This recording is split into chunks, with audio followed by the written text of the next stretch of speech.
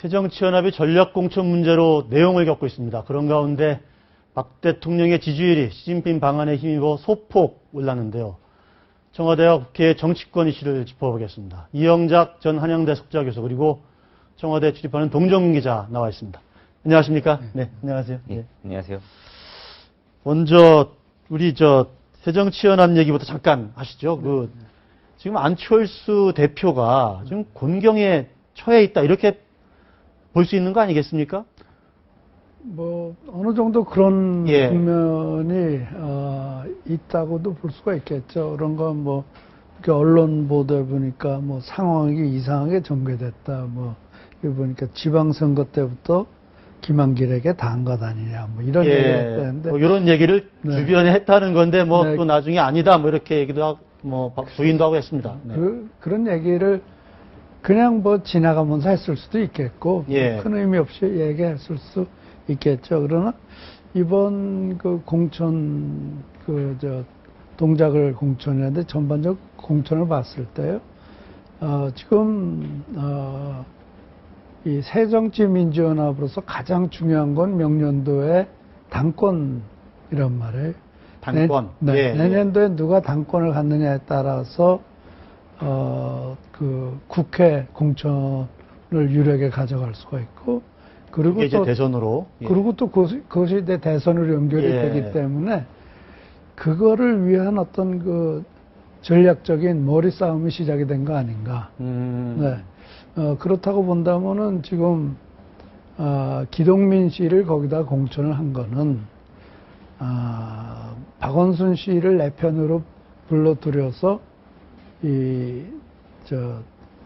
안철수 대표가 불러들여가지고 박원순 시장을 자기 편으로 끌어들여서 문재인 씨를 포위하는 거죠.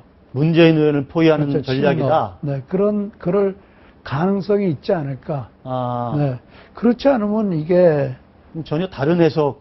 make sense 하지가 않죠. 그런가 하면 지금 이대로 간다면요. 예. 내년도에 당권이 문재인 측에 넘어갈 건 거의 확실하잖아요. 네. 일단 지금 한 60% 정도는 아직 네. 문재인 네. 의원을 지지한 친노 세력이 장악하고 있다고 봐야죠. 그렇죠. 예. 그렇기 때문에 당권을 유지해야만이 안철수 의원이 새정치민주연합에 합류하게 된 이유가 되는 거예요. 네. 그걸 놓쳐버리면은 아무것도 안 된다고요. 예. 왜 들어갔어요? 네, 그러니까 이 사람의 꿈은 대통령 되는 거니까. 예. 그러니까 자기가 대통령 되기 위해서는 박원순을 내 편으로 끌어들여야 되는데, 그것에 여러 가지가 있겠는데 그 중에 하나가 예. 기동민이 전략공천이 아니겠는가. 말하자면은 친노 문재인 포위 작전으로 이런 생각을 할 수 있지 않았었던가라고 생각을 합니다. 네, 그 가능성이 지금 제가 아는 건 아니고요. 네.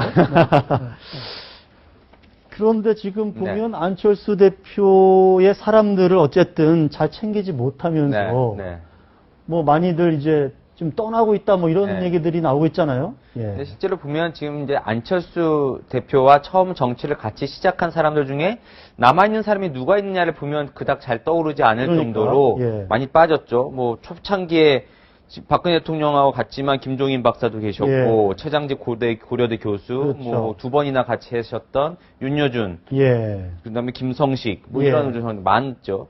근데 보면 이게 두 가지인 것 같아요. 이게 안철수 대표의 입장에서는 지금 제가 언급한 이런 분들이 현실 정치에서 뭔가 세력을 갖고 있는 분들은 아니다. 즉 멘토 수준이었다. 멘토이기 때문에 현실 정치로 갔을 때 뭔가 이분들의 절실한 도움은 필요하지 않을 측면이 좀 있을 것 같고요. 이분들 입장에서도 정치를 같이 하려면 두 가지 정도는 같이 있어야 될 것 같거든요. 하나는 이 사람이 확고한 미래 비전을 보여줘서 정치적인 대세를 형성하거나 아니면 최소한의 동지의식이 있어야 되는데 정치에 입문한 지 얼마 안 되는 안철수 대표가 그 두 가지 모두 이 사람들에게 보여주기는 좀 힘들다. 그런 좀 헐거운 관계 속에서 이렇게 계속 떠나고 들어오고 이렇게 하는 것 같습니다.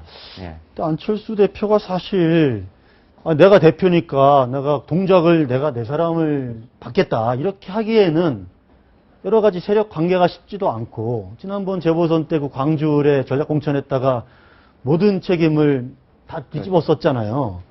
그런 상황에서 동작을 또 네 사람을 씹겠다 이렇게 하기는 쉽지 않은 상황에서 아까 말씀하신 대로 예, 박원순 지장의 정무부 시장을 했던 기동민 씨를 그쪽에 이제 전략 공천한 게 아닌가 이런 생각도 좀 해봤는데요, 저는. 네, 그러니까 그왜 저 비슷한 생각이네요. 그러니까 왜 그렇게 했어야 되느냐. 그러니까 예를 들어서 금태섭 씨를 거기다가 공천을 줘서 내가 얻을 수 있는 것과 예. 기동민을 전략 공천함으로써 얻을 수 있는 거를 정치적으로 주판화를 튕겨보면 분명하거든요. 그렇죠. 네, 그러니까 그러니까 상당히 정치적인 계산을 하지 않았는가 이렇게 생각을 하죠. 네, 이번에 보니까 동작을이 진짜 재밌을 것 같아요. 좀 네. 전에 그 노회찬 정의당 대표가 동작을에 출마한다는 그래요? 얘기를 제가 듣고 들어왔는데 네. 지금 새누리당은 거기에 이제 나경원 전 의원을 예. 내보내는 건가요? 어떻게 되는 겁니까?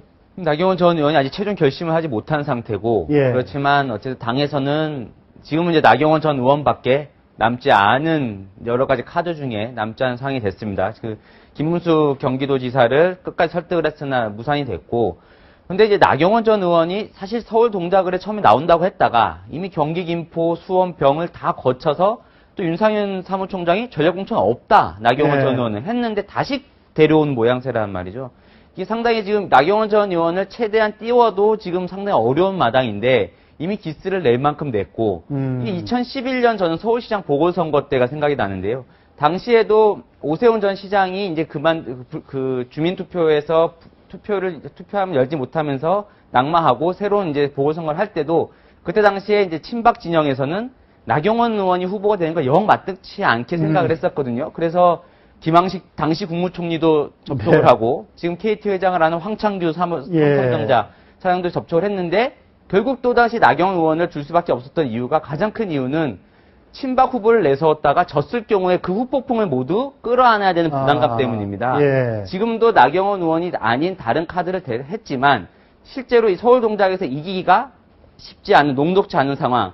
여기서 후보를 친박 카드를 냈을 경우에 졌을 경우에 또 후폭풍을 다 안아야 되거든요. 이런 여러 가지 속에서 또다시 나경원 의원의 카드를 꺼낸다고 하더라도 나경원 의원 입장에서도 상당히 지금 약간 기분이 상해 있는 상황이고 좀 이런 점이 좀 아직 미숙하다. 그 전에 뭐 보기엔. 예, 정무수석 얘기도 있었다가 네. 또 그것도 물 건너가고 그렇죠. 뭐 이런 상황에서 힘든 곳에 내보내는데 꼭 나가야 되느냐.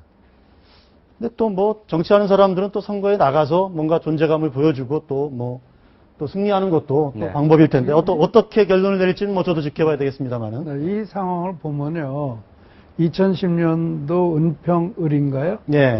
이재호 예. 의원이 재보선에 나왔을 때. 예. 그때 이제 6월 2일 날 지방선거에서 그 당시에 한나라당에 참패하고 그러고 6월 29일 그 세종시 특별법이 무산되고 네, 예. 그러고 그런 상황에서 이재호 의원이 나가면은 저건 당선될 수가 없다. 청와대까지도 그런 시각이 있었거든요.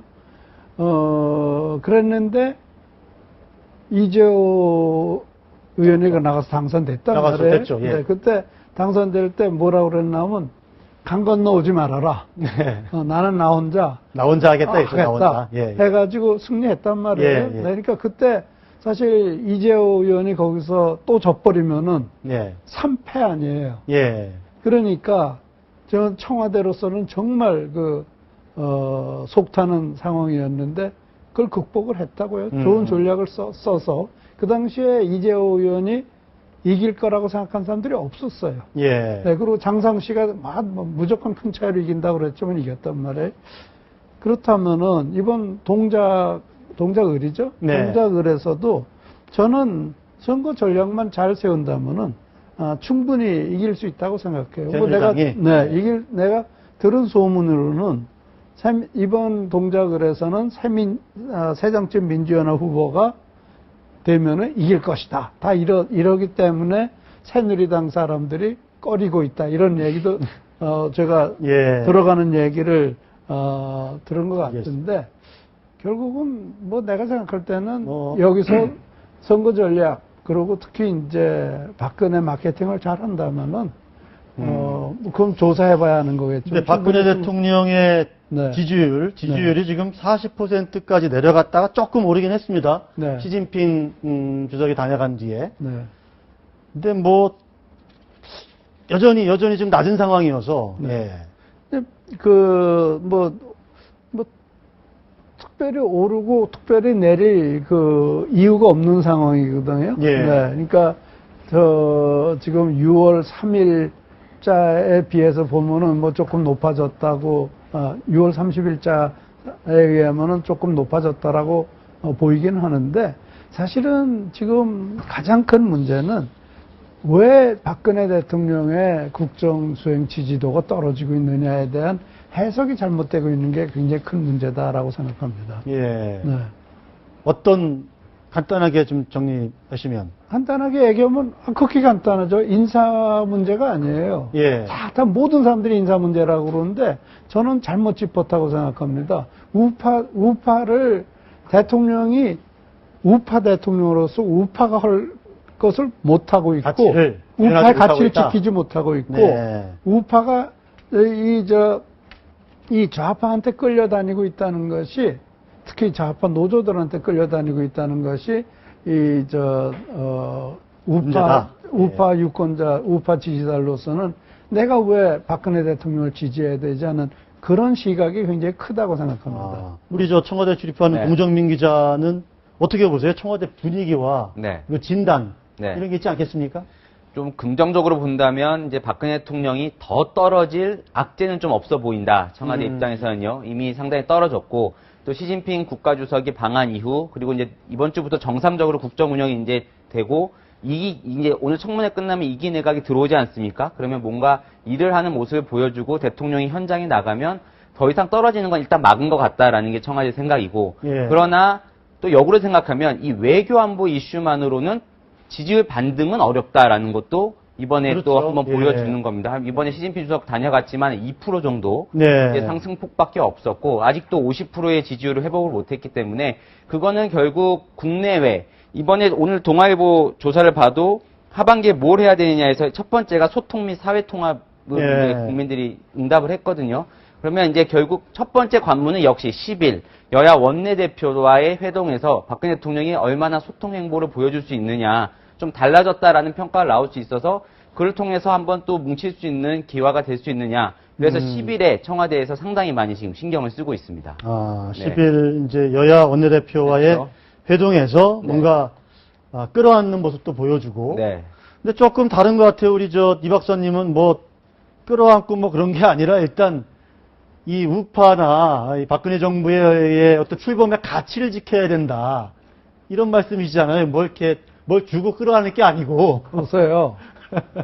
상대편에 예. 적군이 있잖아요. 예. 근데 내 배후에 군대가 없잖아요. 예. 그래서 내가 상대편을 끌어안았어요. 그럼 예. 뭐예요? 항복한 거예요. 아. 항복하라는 얘기에 지금 상대편을 끌어안지라는 거는 그쪽이 시키라는 대로 하는 거예요. 이게 힘의 논리입니다. 정치라는 예. 건 힘 없는 사람은 경멸의 대상이에요. 네. 힘이 있어야지 사랑도 받고 존경도 받고 그러는 거예요. 그런데 힘이 없으면 안 되잖아요. 그럼 내 힘이란 건 뭐예요? 나를 지지해준 군인이 있어야 되는 거 아니에요? 옛날 논리로 하면은. 그러니까 우파가 결집해서 대통령 뒤에 뻗쳐줄 때 상대방과 얘기도 되는 거고 상대방이 항복할 필요도 없는 거고 필요한 경우는 상대방을 굴복을 시킬 수도 있는 거예요. 그리고 화해라는 거는 힘 있는 사람이 아량을 베풀어야지 힘 없는 사람이 화해를 얘기할 때는 항복을 얘기하는 거예요. 그러니까 그거는 정치의 가장 기본적인 그 논리를 갖다가 완전히 안 보고 언론에서 보기 좋게 국민들한테 듣기 좋게 만드니까 그런 거예요. 지난 대선 때 보면요. 대통령 소통 중요하지 않다고 그랬어요. 소통 중요하지 않다고 그랬어요. 원칙을 지키는 걸 더 중요하다고 그랬어요. 소통이냐 원칙이냐 하면 원칙을 택합니다.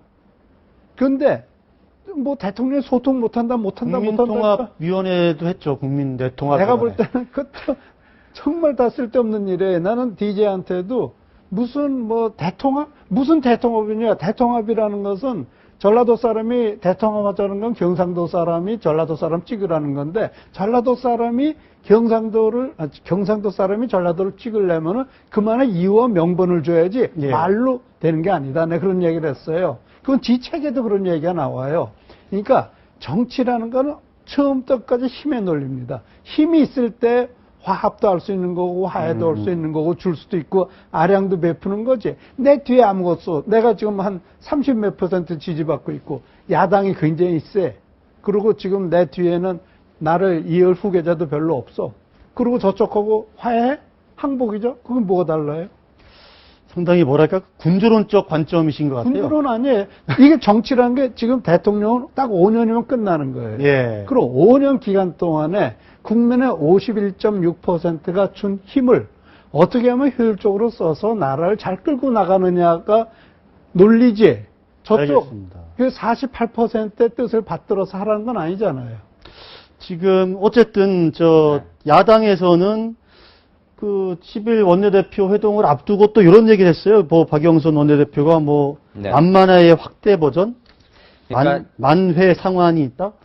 이영작 교수님께서 말씀하시는 거랑 또 일맥상통한 예. 거죠. 야당에서는 밀어붙이니까 지금 계속 밀어붙이는 상황이고 예. 이런 지금 만만회가 상당히 좀 어떻게 보면 흥행에 성공을 하지 않았습니까? 예. 야당 입장에서는 그러다 보니까 이제 만회 상황이라는 거기 이제 동생 박지만 씨에 대해서는 지금 나오는 게 별로 없으니까 빼고 예. 지금 이제 드러나 있는 윤상현 사무총장과 최경환 이제 기재부 장관 후보자를 넣었어요. 예. 그것도 상당히 좀 의도적인 거라고 보입니다. 예. 이게 왜 그렇게 보이냐면 일단 새누리당 내에서 아까 말씀드린 박지만 씨는 별로 지금 보이는 게 없기 때문에 별로 때려도 이제 별로 효과가 없는 것 같고 최경환 장관과 윤상현 총장에 대해서는 여당 내의 소외감이 상당히 큽니다. 예. 그러니까 여당 내에서 그쪽에서 다 해먹고 있다. 이런 소외감이 큰 상황이거든요. 그래서 이 두 사람을 더 부각시켜서 지금 이 두 사람만 흔들면 네. 당에서 윤상현, 그다음에 2기 내각은 최경환 내각이라는 평가가 되지 않습니까? 내각에선 최경환 장관을 두 사람을 흔들면 이 정권이 램덕을 빨리 불러올 수 있다. 이런 생각에서 두 사람을 새로 넣어서 지금 또 새로운 말을 만들어낸 것 같습니다. 알겠습니다. 예. 아마 10일 박 대통령과 여야 원내대표 회동 결과를 보면 그 양측의 어떤 힘의 균형이랄까 전략, 그게 어떤 모습으로 나타날지 알 수 있을 것 같습니다. 오늘 말씀 잘 들었습니다. 네.